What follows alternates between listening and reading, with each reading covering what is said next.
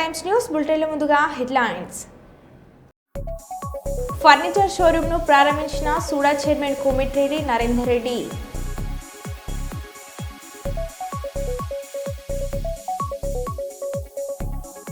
ధాన్యం కొనుగోలు చేయాలని కోరుతూ కలెక్టర్ ఆఫీసులో ధాన్యం బస్తాతో రైతు నిరసన.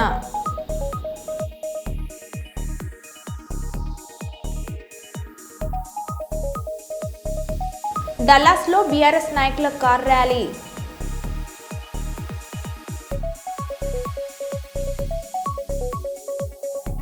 అన్నవరం దేవస్థానంలో ఆలస్యంగా వెలుగులోకి వచ్చిన ఆలయ ఏఈఓపై ఫిర్యాదు.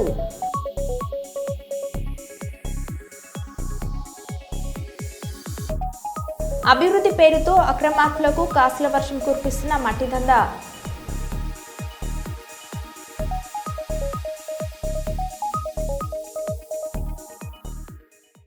ఇక వివరాలకు వెళ్తే కాకినాడ జిల్లా టీడీపీ అధ్యక్షులు జ్యోతుల నవీన్ కడపలో నిర్వహించిన తెలుగుదేశం పార్టీ మహానాడులో పాల్గొనడానికి వెళ్లిన సందర్భంగా ప్రసిద్ధ శ్రీ లక్ష్మీ వెంకటేశ్వర స్వామి దేవస్థానం దేవుని కడప తిరుమల తిరుపతి దేవస్థానంల అనుబంధ ఆలయంలో స్వామివారికి ప్రత్యేక దర్శనం చేసుకున్నారు. అనంతరం ఆలయ ప్రాంగణంలో నిర్వహించిన నిత్య అన్నదాన కార్యక్రమానికి తన తరపున 75,000 రూపాయల విరాళాన్ని ఆలయ సిబ్బందికి అందజేశారు. భక్త సేవలో సామాజిక బాధ్యతలు కనిపించే ఆయన ప్రాగాఢ ఆధ్యాత్మిక దృక్పథాన్ని ఈ విశిష్ట సంఘటన మరింత స్పష్టం చేసింది. నెలలో 8 రోజులు ఉంటాయి. అవి కాకుండా ఇట్లా ఉంటాయి. ఈ రథము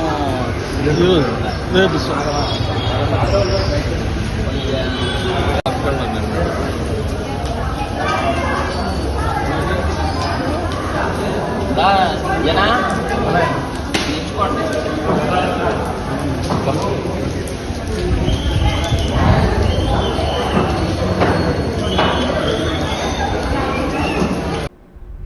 విగ్రహాలను ధ్వంసం చేయడం అనేది హేయమైన చర్య అని బహుజన్ సమాజ్ పార్టీ జగ్గంపేట నియోజకవర్గం ఇన్ఛార్జ్ జత్తుగా నాగేశ్వరరావు అన్నారు. శుక్రవారం ఆయన జగ్గంపేటలో మీడియాతో మాట్లాడారు. కులమతాలకు అతీతంగా ఆరాధించే నాయకులు వంగవీటి రంగా ఒకరన్నారు. అటువంటి నేత విగ్రహాన్ని కొత్తపల్లిలో ధ్వంసం చేయడంపై ఆయన మండిపడ్డారు. ఒక కులానికి చెందిన విగ్రహాన్ని మరో కులం వారు ధ్వంసం చేయడం పట్ల కుల మత చిచ్చరేగుతుందని అన్నారు. ఇలా ఏ విగ్రహాన్నైనా సరే ధ్వంసం చేయడం తప్పని అన్నారు. ఏ కులానికి చెందిన వారిని విగ్రహాలపై ప్రతాపం చూపకుండా అందరం ఒకే జాతి వారిగా మెలగాలని అన్నారు. మేము తీవ్రంగా ఖండిస్తున్నాం. ఎందుకంటే ఇలాగా ఒక కులానికి సంబంధించినటువంటి నాయకులను మరొక కులం వారు, మరొక కులానికి సంబంధించిన నాయకులను మరొక కులం వారు ఇలా విగ్రహాల మీద మీ యొక్క ప్రతాపాలు చూపించుకున్నట్లయితే మరి రేపు పొద్దుట ఈ సమాజానికి మనం ఏం తెలియజేస్తున్నాం? ఏదైనా సరే ఆ యొక్క వంగవీటి మోహన్ రంగ గారి విగ్రహాన్ని ఏ వ్యక్తులైతే ధ్వంసం చేశారో ఆ వ్యక్తుల్ని కఠినంగా శిక్షించినప్పుడే ఈ యొక్క దేశంలో ఇటువంటి మత కలహాలు కానీ లేదా కుల వ్యవహారాలు కానీ తగ్గుతాయని మా యొక్క ప్రధానమైన డిమాండ్. కాబట్టి ఆ విగ్రహాన్ని ధ్వంసం చేసిన ఎంతటి వారైనా సరే, ఏ కులం వారైనా సరే తక్షణం వారిపై కఠినమైనటువంటి చర్యలు తీసుకోవాలని ఈ సందర్భంగా తెలియజేస్తున్నాం. అంతేకాదు ఇటువంటి చర్యలు చేపట్టినటువంటి వారిని మనం ఎంత త్వరగా ఛేదించి వారికి శిక్ష వేస్తామో అప్పుడే మిగతాలో ఉన్నటువంటి కమ్యూనిటీ వారు, ఏ కమ్యూనిటీ అయినా సరే కానీ వారు బుద్ధి తెచ్చుకుని ఇటువంటి విగ్రహాలపై వారి యొక్క ప్రతాపాలు చూపించకుండా మరి అందరం కూడా సామరస్యంగా ఈ రాష్ట్రంలో ఈ జిల్లాలో ఉన్నటువంటి అందరము మనుషులమే కాబట్టి మనందరము ఒకే జాతికి సంబంధించిన వారు కాబట్టి ఏ కులం ఎక్కువ తక్కువ కాకుండా వంగవీటి మోహన్ రంగ గారు కూడా మరి అన్ని జాతులకు కూడా ఎన్నో మరి మేలు చేసినటువంటి, అన్ని జాతుల్ని సమానంగా చూసినటువంటి మహా వ్యక్తి. అటువంటి వ్యక్తిని మరి ధ్వంసం చేయడం, విగ్రహాన్ని ధ్వంసం చేయడం అనేది చాలా హేయమైన చర్య. కాబట్టి ఈ చేసినటువంటి వారు ఎవరినైనా సరే మరి కఠినంగా శిక్షించాలని బహుజన్ సమాజ్ పార్టీ తరఫున మేము డిమాండ్ చేస్తూ ఉన్నాం. నాస్పూర్ పట్టణంలో ఎన్నో సంవత్సరాలుగా సింగరేణి స్థలాలలో నివాసం ఉంటున్న వారికి శాశ్వత ఇండ్ల పట్టాలు ఇవ్వాలని డిమాండ్ చేస్తూ మంచిర్యాల జిల్లా కలెక్టర్ కార్యాలయం ఎదుట బీజేపీ ఆధ్వర్యంలో బాధిత ప్రజలతో కలిసి అధ్యక్షులు నగునూరి వెంకటేశ్వర్ గౌడ్, రఘునాథ్ వెర్రబెల్లి మరియు బీజేపీ నాయకులు ధర్నా నిర్వహించడం జరిగింది. ఎన్నో ఏండ్లుగా నివాసం ఉంటూ ఇంటి పనులు కడుతున్న పేద ప్రజలకు శాశ్వత పట్టాలు ఇవ్వాలని రఘునాథ్ డిమాండ్ చేశారు. గతంలో బీఆర్ఎస్ ప్రభుత్వం, ఇప్పుడు కాంగ్రెస్ ప్రభుత్వం ఎన్నికల సమయంలో ఇండ్ల పట్టాలు ఇస్తామని హామీ ఇచ్చి పట్టాలు ఇవ్వకుండా పేద ప్రజలని మోసం చేస్తున్నాయని రఘునాథ్ అన్నారు. అర్హులైన ప్రతి ఒక్కరికి వెంటనే పట్టాలు ఇవ్వాలని డిమాండ్ చేశారు. మాకు పట్టాలు ఇప్పిస్తే మీకు వాళ్ళకు మేము ధన్యవాదాలు. మాకు తప్పకుండా మా ఓట్లను మేము వాళ్ళకి వేస్తానని మరి మా రోడవతల నుంచి మేము కోరుకుంటున్నాం. తప్పకుండా మా పిల్లలకు మాకు న్యాయం జరగాలి, ఇళ్ళ పట్టాలు రావాలి. మాకు 6 మూత పడితే మిమ్మల్ని లేపేస్తాం, మిమ్మల్ని తీసేస్తాం, మీ ఇండ్లు ఉండద్దు అని వాచ్మెన్లు మేము గింత సిమెంట్ బస్తా తెచ్చుకున్నా, ఉసుక తెచ్చుకున్నా, ఇటుక తెచ్చుకున్నా ఎవ్వరు కానీ ఫోటో తీసుడు జమాఫీస్కి రమ్మనుడు, ఈ ఇండ్లు కట్టద్దు, ఇళ్ళకు రేకులు వేయద్దు అని అంటే మేము గేట్లు కూడా పెట్టుకోకుండా ఇప్పుడు 6 కొత్త రోడ్ల మేము బతుకుతున్నాం. కానీ మాకు తప్పకుండా వెంటనే ఇళ్ళ పట్టాలు వెంటనే ఇళ్ళ పట్టాలు వెంటనే ఇళ్ళ పట్టాలు వెంటనే ఇళ్ళ పట్టాలు వెంటనే భారత్ మాతా కీ బీజేపీ జిందాబాద్. పేద ప్రజలకు వెంటనే ఇళ్ల పట్టాలు, సింగరేణి స్థలంలో నివాసం ఉంటున్న పేదలకు వెంటనే, సింగరేణి స్థలంలో నివాసం ఉంటున్న పేదలకు వెంటనే ఇళ్ల పట్టాల సమస్యను వెంటనే, ఇళ్ల పట్టాల సమస్యను వెంటనే, సమస్యను వెంటనే, ఇళ్ల పట్టాల సమస్యను వెంటనే, ఇళ్ల పట్టాల సమస్యను వెంటనే, ఇళ్ల పట్టాల సమస్యను వెంటనే, ఇళ్ల పట్టాల సమస్యను వెంటనే, ఇళ్ల పట్టాల సమస్యను వెంటనే. భారత్ మాతా కీ వద్దురా నాయనా, ఇదే మీ రాజ్యం, ఇదే మీ రాజ్యం.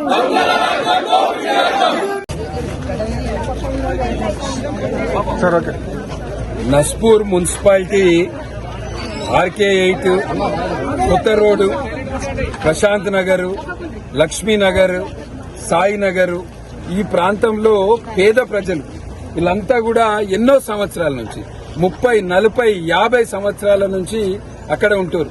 సింగరేణి పని కొరకు వేరే ప్రాంతాల నుంచి ఇక్కడికి వచ్చి అక్కడ గుడిసెలు వేసుకొని వీళ్ళు ఉంటారు. హట్స్ ఎన్నో సంవత్సరాల నుంచి ఉంటారు.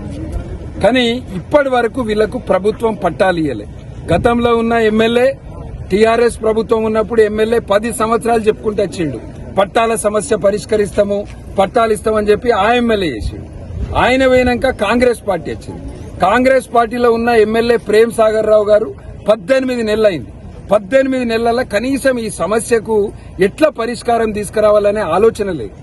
గతంలో కూడా కాంగ్రెస్ పార్టీ అధికారంలో ఉన్నప్పుడు అప్పుడు కిరణ్ కుమార్ రెడ్డి గారు ముఖ్యమంత్రి ఉన్నప్పుడు ఇదే ప్రేమ్ సాగర్ రావు అప్పుడు ఎమ్మెల్సీ ఉండే, అప్పుడు చెల్లని పట్టాలు 1000 కుటుంబాలకు ఇచ్చింది. ఇదే నస్పూర్ ప్రాంతంలో ఎలక్షన్లలో గెలవాలి, ఓట్లు పడాలని దొంగ పట్టాలు అప్పుడు ఇచ్చింది. వీళ్ళేమో పేద ప్రజలు అక్కడ ఎన్నో సంవత్సరాల నుంచి ఉంటారు. వీళ్ళు ప్రాపర్టీ ట్యాక్సులు కడుతున్నారు. 2000, 3000 రూపాయలు ట్యాక్సులు కడతారు. ట్యాక్స్ కాగితంలో కూడా వీళ్ళ పేరే ఉన్నది. ఇది ఈర్ల శంకర్. మున్సిపాలిటీ పరిధి లోపల గత 30 సంవత్సరాలుగా సింగరేణిని ఆధారంగా చేసుకుని గుడిచెలు వేసుకుని నివసిస్తూ మరి ఉపాధి పొందుతున్నటువంటి ఏదైతే పరిశ్రమలు వచ్చినప్పుడు పరిశ్రమల మీద కొంతమంది ఆధారపడి బతకడానికి కూడా వస్తారు. అదే తరహా లోపల ఇక్కడ సింగరేణి ఉద్యోగాలతో పాటు సింగరేణి వెలిసినటువంటి 40 సంవత్సరాల క్రితం నుండి సింగరేణి ఆధారంగా బతకడానికి అనేక మంది పేద ప్రజలు ఇక్కడికి బతుకు పొట్ట చేత పట్టుకుని వచ్చి 40 సంవత్సరాల నుంచి ఇక్కడ చిన్న చిన్న గుడిసెలేసుకుని వాళ్ళ యొక్క బ్రతుకు వెల్లడిస్తూ అనేక రకాలుగా వాళ్ళ సింగరేణి కార్మికులకు కూడా వ్యాపారంలో కావచ్చు, అనేక పనుల లోపల కావచ్చు, వాళ్ళ సహాయ సహకారాలు అందిస్తూ సింగరేణి సంస్థకు పరోక్షంగా వాళ్ళ యొక్క శ్రమను కూడా ఇచ్చి ఈ ప్రాంతం లోపల సింగరేణి సంస్థ అభివృద్ధి చెందడానికి వాళ్ళ యొక్క సహకారం కూడా ఉన్నది. దాన్ని దృష్టిలో పెట్టుకోవాలి సింగరేణి అధికారులు.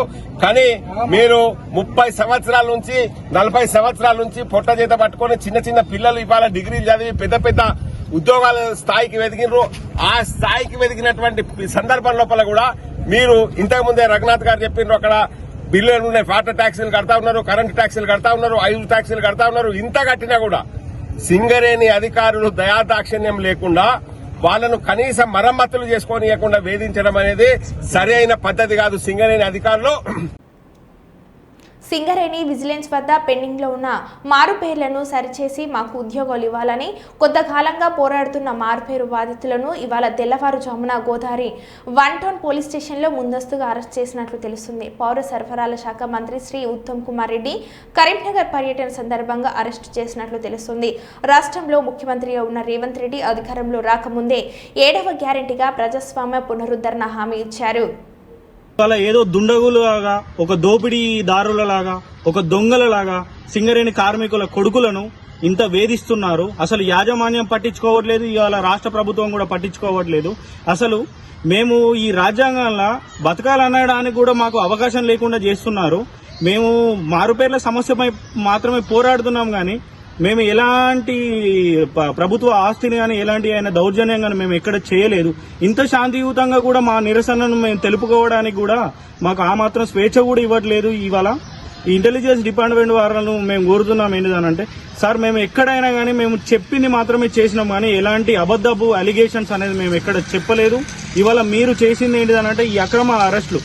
తెల్లారంగా 5ంటికి మేము మా ఇల్లును వదిలేసి స్టేషన్లకు వస్తే ఇంట్లో ఉన్న వ్యక్తులు వాళ్ళు ఎంత భయభ్రాంతులకు గురవుతున్నారు అనేది మీరు కూడా ఒకటి ఆలోచించండి. ఇవాళ మీ ఇంట్లోకి ఎవరైనా వచ్చి మిమ్మల్ని అక్రమంగా తీసుకెళ్తుంటే మీ ఇంట్లో ఎవరు ఎంత బాధపడతారు అనేది అది కూడా మీరు ఆలోచించండి సార్.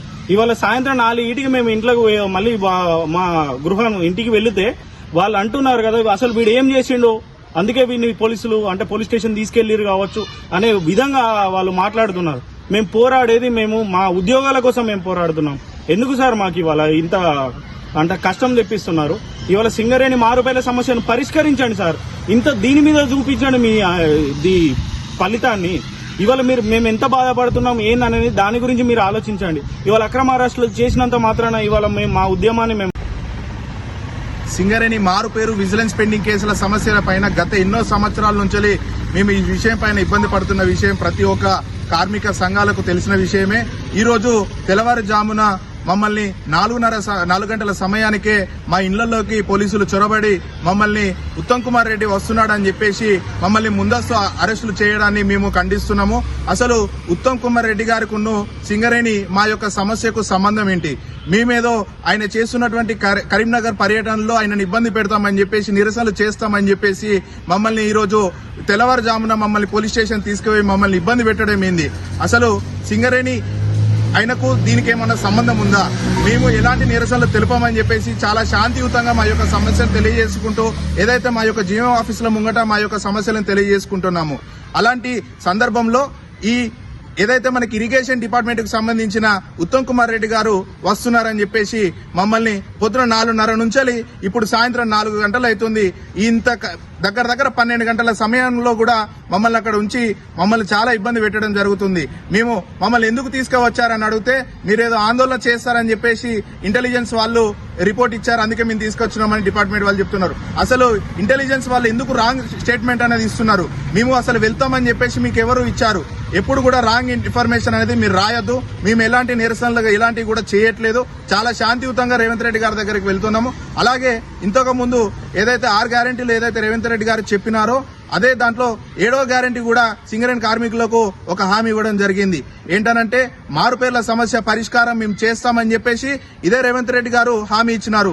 అలా హామీ ఇచ్చిన దాన్ని ఈరోజు మాకు సమస్య పరిష్కరించకుండా మమ్మల్ని ఇలా ఇబ్బంది పెట్టడం సరికాదని మిమ్మల్ని కోరుతున్నాం. అలాగే మేము గత ఎన్నో సంవత్సరాల నుంచి ఇప్పుడు జరుగుతున్న 2-3 నెలల నుంచి కూడా రేవంత్ రెడ్డి గారి అపాయింట్మెంట్ కానీ మేము మన ఏదైతే డిప్యూటీ సీఎం బట్టి విక్రమార్క గారి అపాయింట్మెంట్ కూడా కోసం మేము చాలా వెతుకుతున్నాము. మాకు అసలు అపాయింట్మెంట్ కు అవకాశం కూడా దొరకట్లేదు. దయచేసి ఈ యొక్క విషయం మీకు చేరినట్టయితే మా సింగరేణి మారుపేర్ల విజిలెన్స్ పెండింగ్ కేసుల సమస్యల పైన మాకు ఒక అవకాశం కల్పించి మా యొక్క సమస్యను మీరు విని మా సమస్యకు పరిష్కారం చూస్తారని మిమ్మల్ని కోరుతున్నాము. అలాగే ఇంకొక విషయం మీకు తెలియజేయాల్సింది ఏంటిదనంటే ఎప్పుడు కూడా ఇలా మా కార్మికుల కొడుకులను ఇబ్బంది పెట్టొద్దు.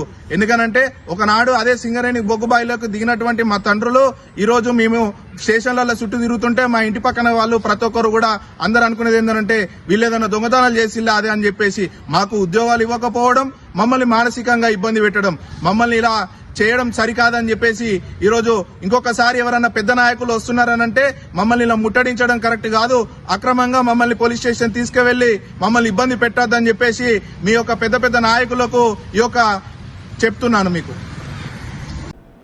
తన ఆప్తమిత్రుడు తన మంత్రివర్గంలో మంత్రిగా పాటు పార్టీ కోసం అహర్నిశలు కష్టపడిన వ్యక్తులను జగన్ ఎన్నటికీ మర్చిపోడు. అటువంటి వారిలో ఒకరిగా పేరుగాంచిన మాజీ మంత్రి జోగు రమేష్ కుమారెడ్డి వివాహ రిసెప్షన్కు హాజరైన వైఎస్ఆర్సీపీ అధినేత వైఎస్ జగన్మోహన్ రెడ్డి. ఆ సందర్భంగా అక్కడికి చేరుకున్న వేలాది మంది ప్రధానికాన్ని చూసి జగన్ తన స్టైల్లో చేతిని ఊపి అభివాదాన్ని చేయడం చాలా మందిని ఆకట్టుకుంది. ఈ వీడియోని వీక్షించండి. మాజీ మంత్రి జోగి రమేష్ కుమారెడ్డి వివాహ రిసెప్షన్కు హాజరైన వైఎస్ఆర్సీపీ అధినేత వైఎస్ జగన్.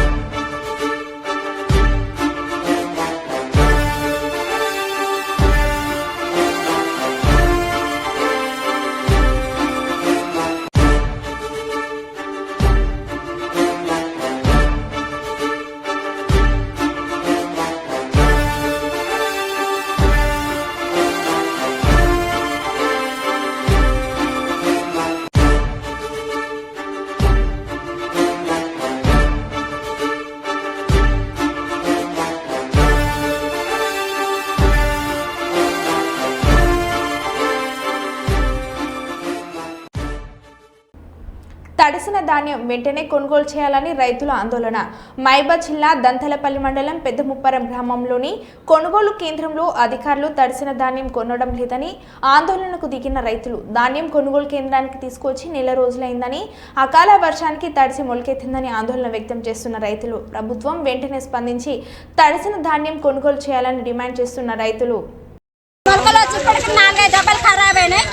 ఒకటి ఏపీ అని నేను ఫోన్ చేసి బతలాడితే నీ యొక్క కులాట ఆగుతురా, నీ ఏపీ అని నేను ఆడున్నా ఈడున్నాయని మాట్లాడతాను. ఎవరైనా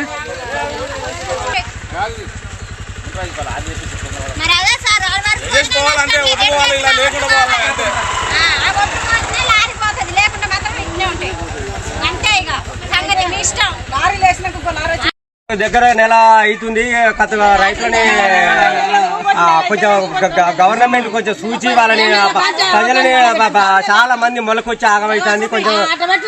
కొంచెం రైతులని ఒడ్డుకేయాలని కోరుకుంటాను. మేము అందరం కలిసి ఆడోళ్ళు మొగోళ్ళు అందరం కలిసి ఎందుకంటే అందరికి ఇంకొక 10 రోజులు అయితే నారులు పోసే టైం వచ్చింది. అందరి పనులు తీర్చే టైం కాబట్టి చేయాలని మేము అందరం కోరుకుంటాం. ధాన్యం కొనుగోలు చేయాలని కోరుతూ కలెక్టర్ ఆఫీసులో ధాన్యం బస్తాలతో రైతుల నిరసన. నిర్మల్ జిల్లా ధాన్యం 15 రోజులైనా ధాన్యం కొనుగోలు చేయడం లేదని వెంటనే కొనుగోలు చేయాలని కోరుతూ కలెక్టర్ ఆఫీసులో ధాన్యం బస్తాలతో నిరసన తెలిపిన రైతు లక్ష్మణ చంద మండలం బాబాపూర్ గ్రామంలో ఏర్పాటు చేసిన వరి ధాన్యం కొనుగోలులో జప్యం చేస్తున్నారని ఆగ్రహం. బస్తాకు 42 కిలోలు తూకం వేస్తున్నారని, అకాల వర్షంతో ధాన్యం తడిసిపోయి మొలకలు వస్తున్నాయని వెంటనే కలెక్టర్ స్పందించి ధాన్యం కొనుగోలు వేగవంతం చేయాలని కోరిన రైతులు.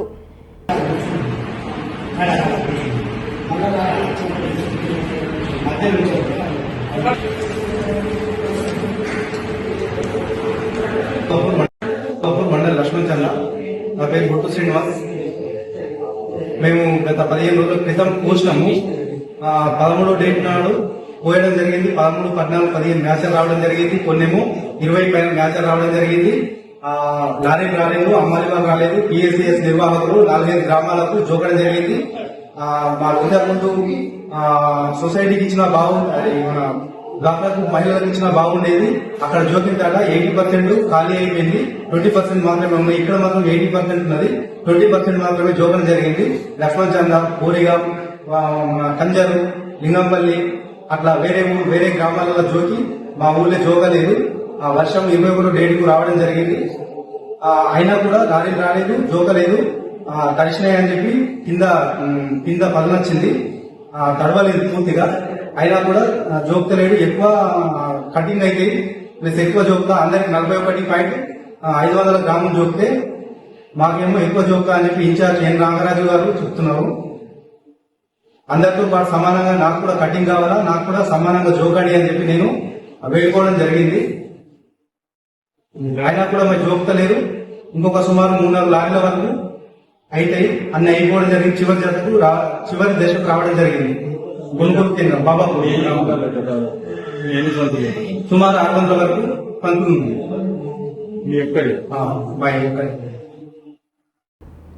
డల్లాస్ లో బీఆర్ఎస్ నాయకుల కార్ ర్యాలీ.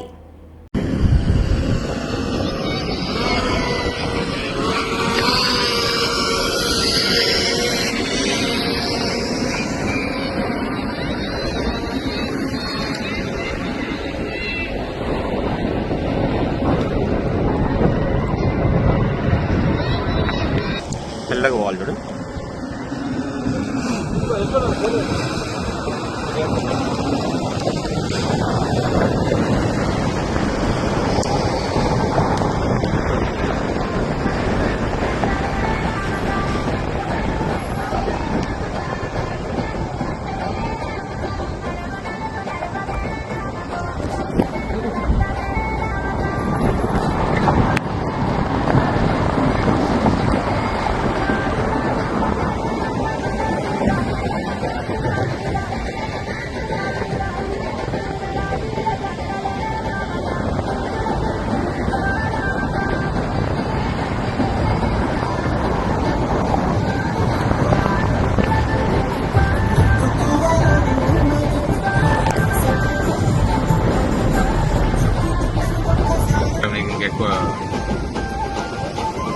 ఉంచవచ్చు, మీరు ఉంచమంటారా? ఉంచవచ్చు.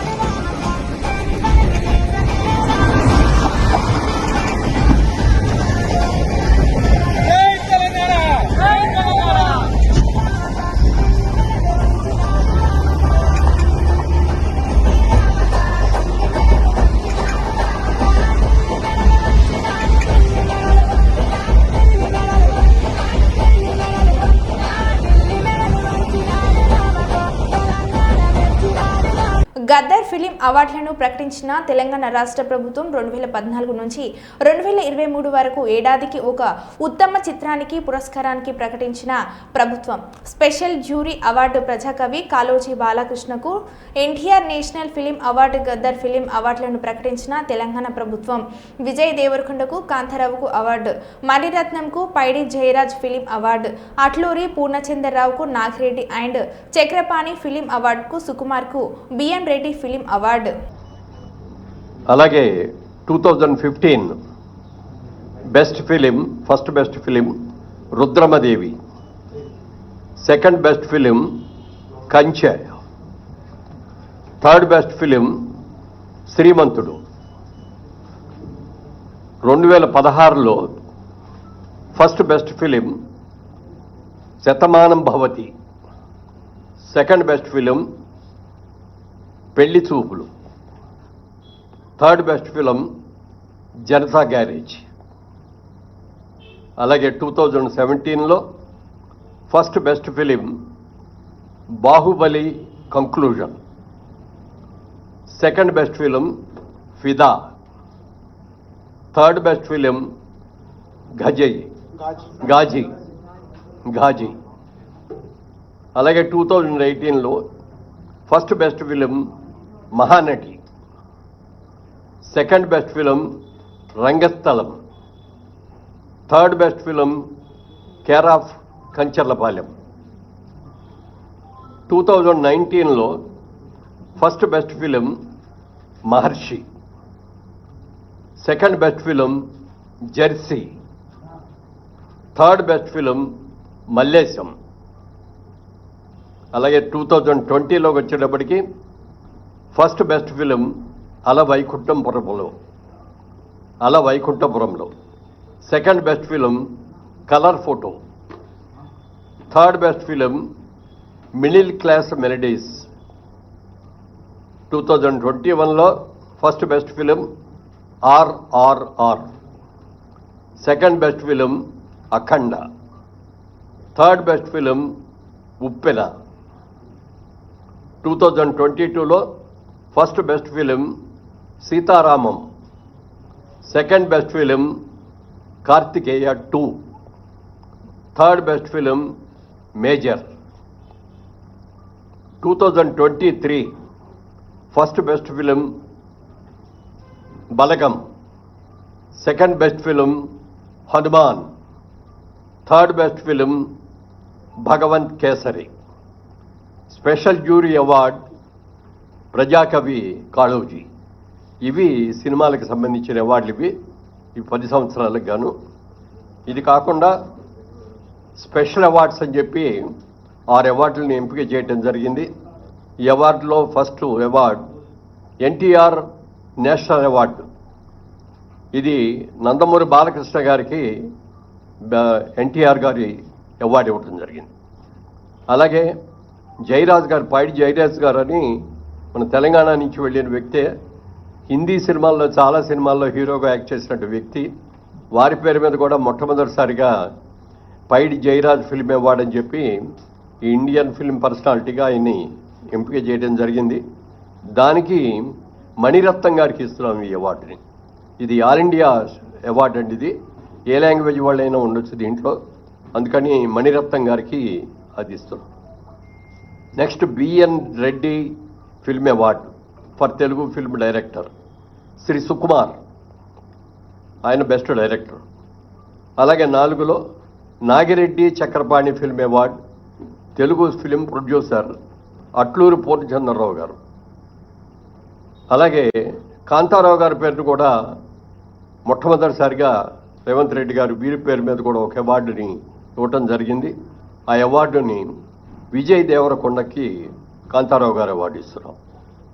అలాగే రఘుపతి వెంకయ్య ఫిల్మ్ అవార్డు.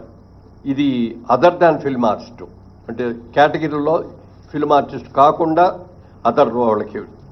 దీనిలో ప్రముఖ రచయిత ఎండమూరి వీరేంద్రనాథ్ గారికి ఈ అవార్డు సెలక్షన్ జరిగింది. ఇది అవార్డుల యొక్క వివరాలు. మరో బులెటిన్లో మళ్ళీ కలుద్దాం. Stay tune.